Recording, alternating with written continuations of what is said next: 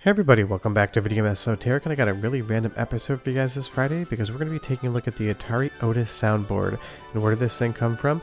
It's part of a development kit for an Atari Panther console, and obviously if that doesn't sound familiar, that's because it never actually existed. The Panther and the Jaguar were in development basically at overlapping times. The Jaguar's development was going better than expected, and the Panther was cancelled. So this is a sound card from a console that never really existed. And I will say right now, it's really pretty board with a lot of wires that we can talk about and some fun silicon. Before we get too far involved, though, do a huge favor, go down below, hit like and subscribe, and the notification bell definitely helps us out. And if you feel so inclined and want to support the channel, we got a Patreon link down below as well. But right off the top, it's always fun to talk about these prototype bits of hardware, and I've got so many strange things in my collection. This is a recent addition, but I saw it and I figured why not talk about it on the channel. You'll see here it says Atari Otis board Rev A, or soundboard Rev A that is, and it is just basically the sound processing hardware for what would have been the Atari Panther, and it came with a sticker that said good that has fallen off because this board is extremely old. And you'll see here we just have a ton of different wires coming off the sides, which I'll explain what they do shortly. Just a bunch of resistors, things such as that, and then 3 of the main chips that we will get into in a little bit. And I will let you listen to some sound, not off this board, but basically what this board would have presumably been capable of.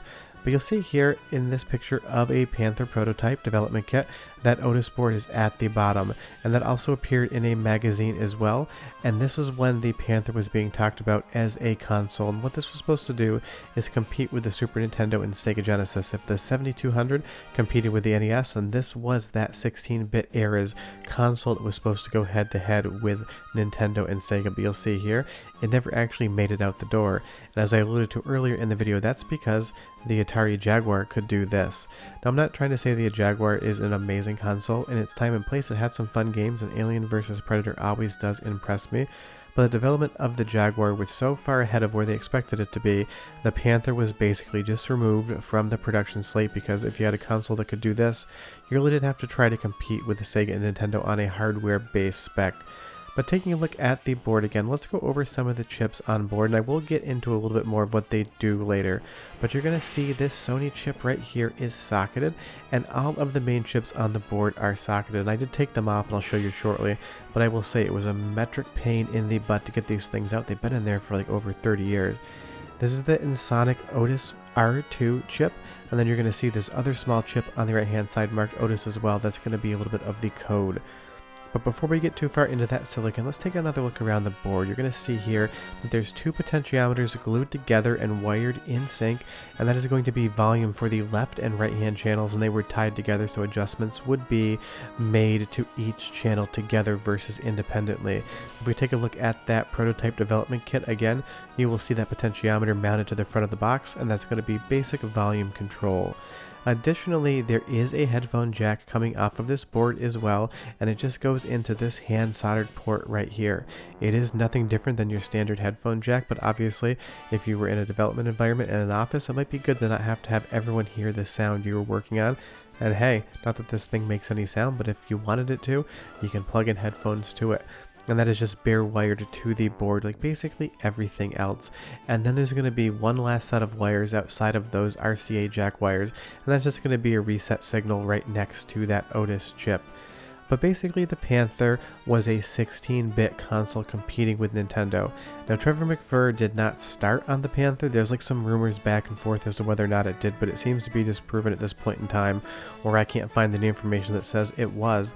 But this obviously looks like something the Super Nintendo or the Sega Genesis would be doing at the same time.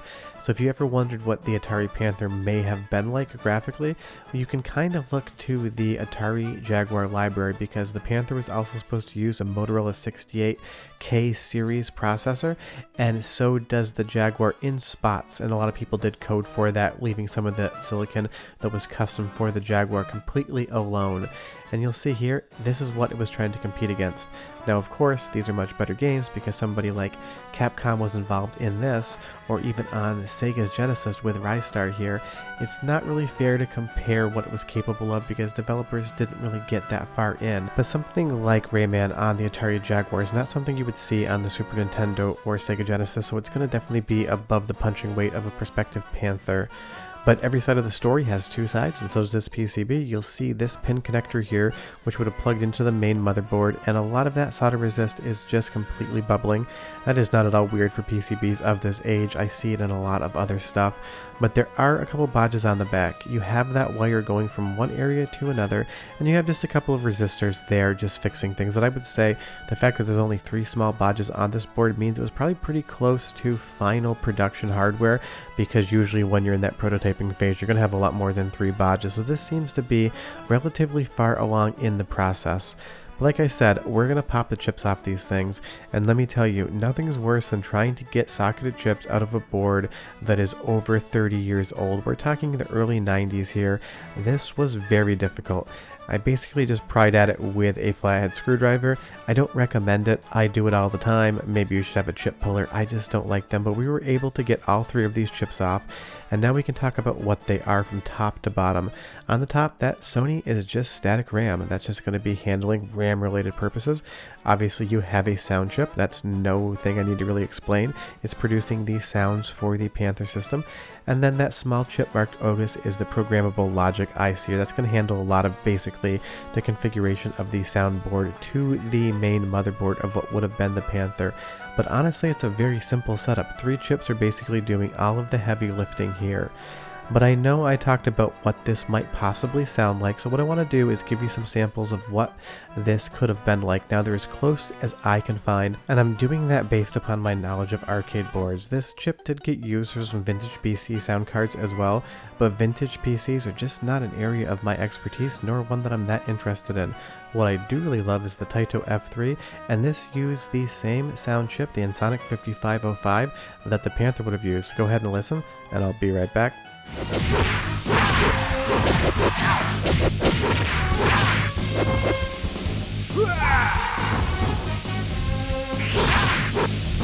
yeah! Ow! Ow!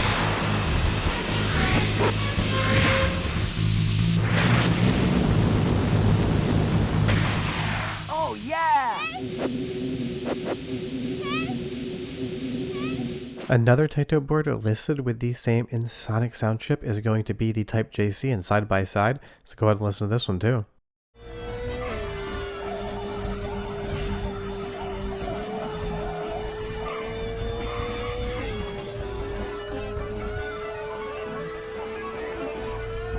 Your time is almost up. Congratulations. And then finally the 5506 Auto, which was a spec that was increased from the Otis, is going to be on Gunbuster, and it's really interesting, so one more time.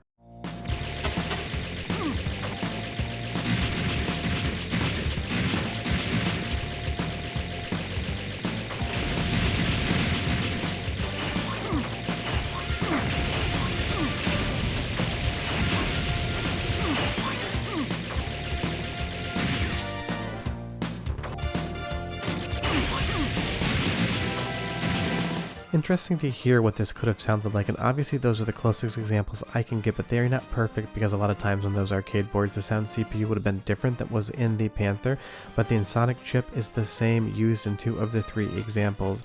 And interestingly enough, and this isn't a dig against the Jaguar because you know I love everything, even the janky stuff, is that the sound on the Jaguar just isn't that great to my ear. It seems like even though the Panther and Jaguar developed at the same time, maybe some more of that Panther DNA should have come over to the Jaguar side on the sound side, because I've always thought Jaguar audio just sounds a little bit muffled and not the best in my opinion. And then just something like Riding here, it always sounds nice, but it's definitely not really utilizing the sound hardware that much whatsoever. And honestly, again, you know, stuff like this, rumor has it that it was in development for the Panther, but then other rumors say that's not true whatsoever. But you can see how close the Panther and the Jaguar are in concept, because when you're talking about games that were supposed to compete with the Super Nintendo and Genesis, Raiden kind of looks like one. But that is the Atari Otis soundboard from a development Atari Panther kit. There are still some out there, and if you're really interested in finding one, let me know and maybe I can find one for you. But it's just another weird oddity in the history and preservation of video games, and one that I really wanted to talk about. I know it doesn't do much, it just sits here and it's going to sit in my collection hanging out, and I don't have a chip reader that can dump that Otis chip, but I will find one and dump it. If you guys are interested, just leave me a comment down below. But yeah, there are still bits of the Atari Panther out there. You can still find them and you can show them off on channels. Short of that, I'll be back with more videos, but I'll see you guys next time. Bye bye.